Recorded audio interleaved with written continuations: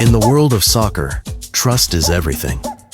Teammates fight side by side, bleed for the same crest, and share dreams built on years of sweat and sacrifice.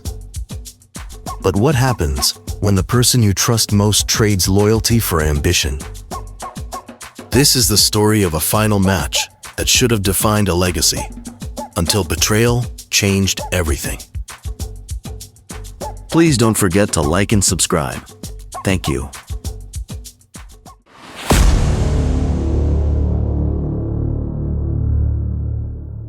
There was something magical about the season leading up to the final.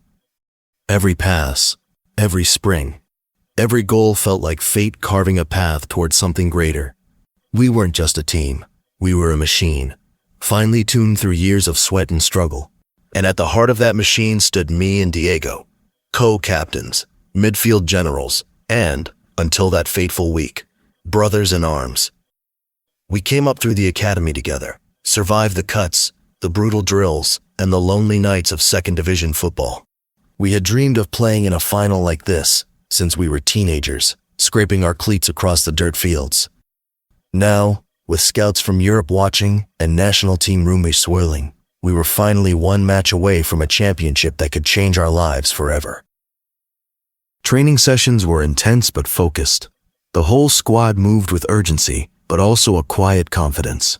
We had beaten tougher teams, silenced bigger crowds. The locker room buzzed with anticipation. Diego and I met eyes often, no words, just that mutual nod of understanding. This was our moment. We'd earned it. But as the final approached, cracks began to appear. Diego grew distant. He arrived late to practice, skipped team dinners, and brushed off strategy meetings. When I asked around, some teammates shrugged it off as nerves. Others looked away. The coaching staff seemed unaware, or unwilling, to press him. I told myself not to overthink it. He was probably just dealing with the pressure in his own way. Then came the tactical meeting 2 nights before the match. The assistant coach read the starting lineup, and my name wasn't on it. I thought I had misheard. I scanned the room. No one moved. Diego kept his head down. The coach mumbled something about rotation and giving others a chance, but everyone knew that was nonsense. I was the leading scorer, the playmaker, the heart of our midfield. Benching me before the biggest match of our careers didn't make sense, unless someone wanted it that way. That night, sleep didn't come. I replayed every moment, every play, every interaction with Diego. The signs were there, but I hadn't wanted to see him. Whispers I had ignored, advice I had brushed off, all came back louder now. My gut twisted with the realization. This wasn't just a decision made by the coaching staff. Someone had pulled strings. Someone I trusted. Someone who wore the same crest. The morning of the final arrived heavy with silence. The hotel corridors were hushed, and even the usual pre-match banter at breakfast felt rehearsed. I sat at the edge of my seat, listening to the game plan, nodding along, but my mind was elsewhere. I wasn't angry yet, just stunned, detached, like I had been plucked from the story I helped write and cast as a background character. When we arrived at the stadium, the noise outside clashed with the numbness inside me. Fans in full color, banners waving, anthems echoing. But behind the cheers, I couldn't shake the image of Diego sitting smugly at team briefings, knowing full well what he had done. I had questions, so many, but instinct told me answers would only twist the knife deeper.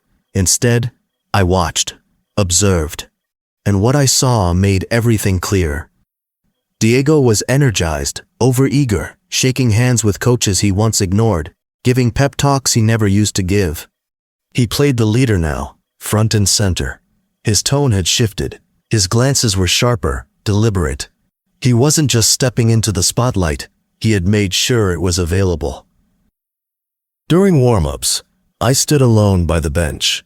One of the younger players, Mateo, jogged by and gave me a look I couldn't ignore, part guilt, part fear.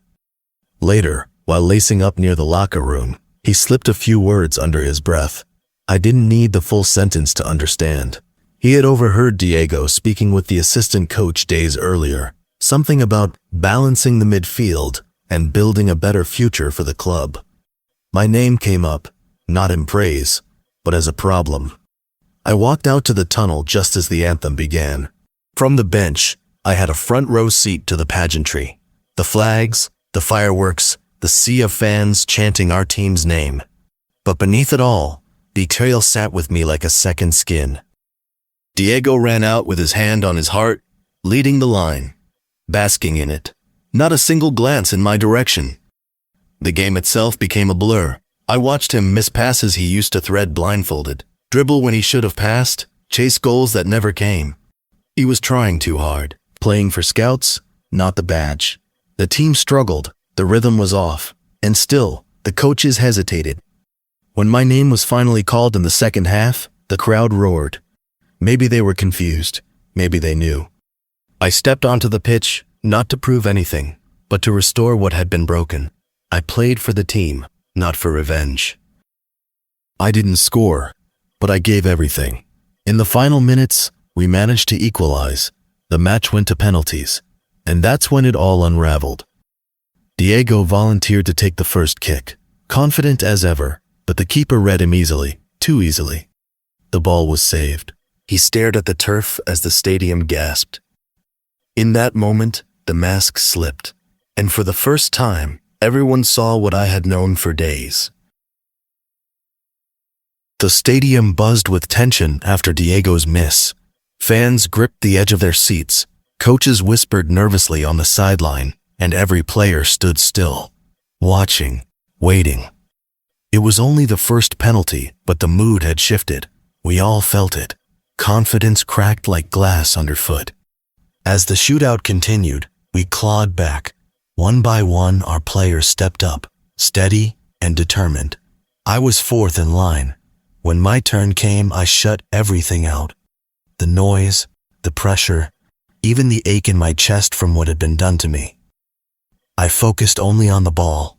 A deep breath, a step forward, and a clean strike into the bottom corner. Goal. I didn't celebrate, just turned and walked back. Applause rang out, but I heard none of it. I wasn't playing for glory anymore. I was playing to reclaim my name. When the final whistle blew and we emerged victorious, the stadium exploded in celebration.